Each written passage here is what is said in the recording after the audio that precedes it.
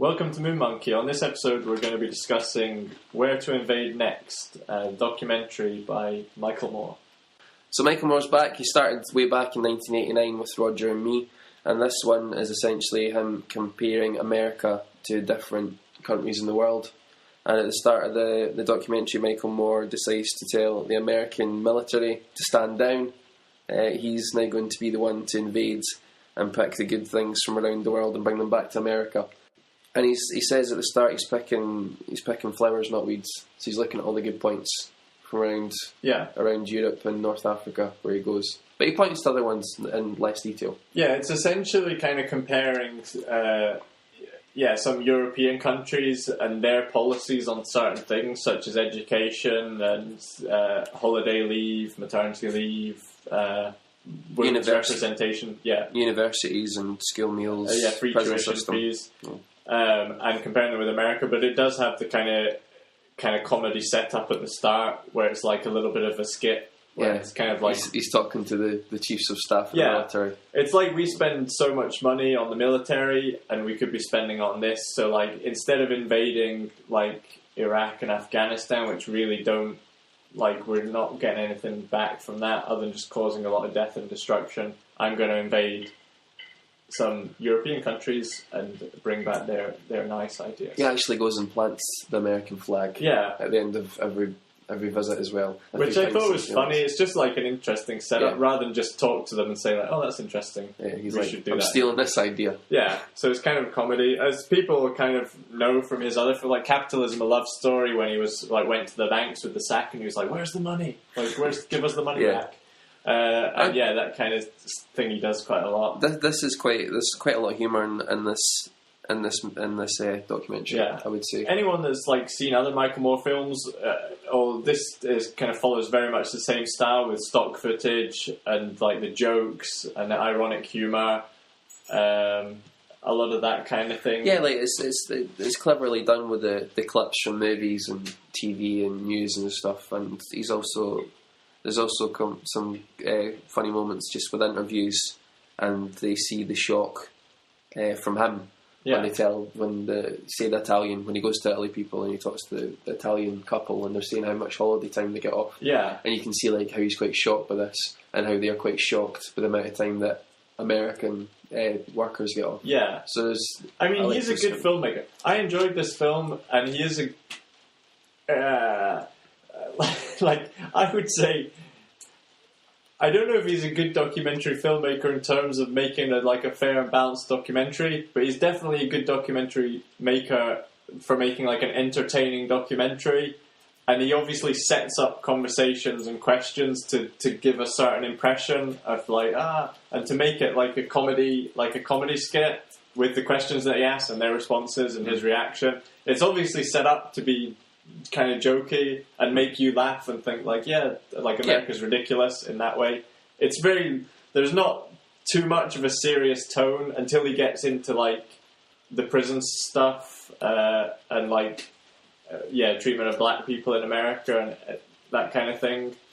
But yeah, I thought a lot of the ideas that he takes from the European countries were kind of things that I think most people would kind of get behind, like increased holidays, free tuition.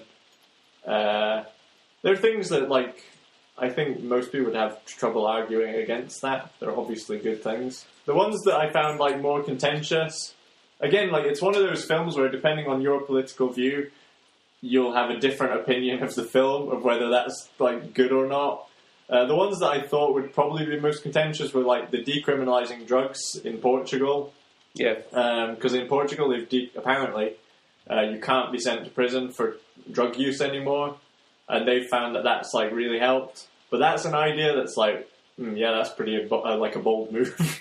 Just saying you're no longer criminalised for drugs. But I think his thing was just to show the differences in cultures where some he sees America as being quite shut off and not interested in what other people are doing around the world, whereas America's embraced by other countries. That one and the prison one, the open prison for like murderers and people in was that? I mean, Norway? there was a lot of interesting stuff that I didn't know about this, but it's more geared at comparing America to different. So you're not really going to get as much as if you don't live in America. Yeah, you went to Tunisia as well. But like you say, the Tunisian part was really kind of the cap on what he was trying to say, which was it's good to look at other countries and try and understand as much about the world as possible and look at what they do and whether you can improve your country, rather than just thinking you're the best all the time and what you're doing is correct. Just like about... It was a very upbeat, optimistic one, which is not really... I don't think he's really known for doing pretty upbeat ones. They usually got quite a serious message. This one was a bit more... I felt there was more humour in this, and it was more upbeat. He wasn't like saying, "Oh, look how bad these things are." He's like, "Look at all this good stuff." Yeah, what it could be like. It was a more optimistic thing. That's the thing. He was looking more, like you say, he was looking at the good points of Europe, more so than criticising America and kind of saying America's terrible. Like, this isn't very good. He kind of mentioned it, but he didn't show it. It was like, oh, let's look at like good things across Europe, which I thought was good. But I'm kind of a fan of his films. Yeah. Anyway, definitely as entertainment. Like I really enjoyed Bowling for Columbine, which is probably the most serious one that he's done. And Sicko about the health service. Farenheit 9/11 is probably his most well-known one, I would say. Yeah, he's quite a well-known guy now. He's done loads of stuff that's quite popular. I think he's won awards and stuff. So yeah, I think he's quite held in high regard. So it was nice. I mean, I just saw this and bought it. So if you're looking for a DVD or a Blu-ray or a documentary, maybe something a bit different than you'd usually watch, then I would recommend Where to Invade Next, Michael Moore. Yeah. I would definitely check it out if you're a fan of politics, especially if you're on the left. Like you'll probably really enjoy this film.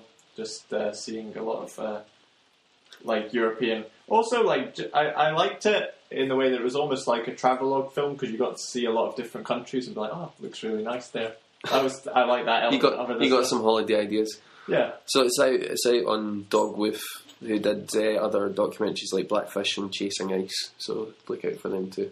And also stay tuned for more from Moon Monkey. Yeah, thanks for listening. Make sure to like and subscribe, and we'll be back soon with another episode.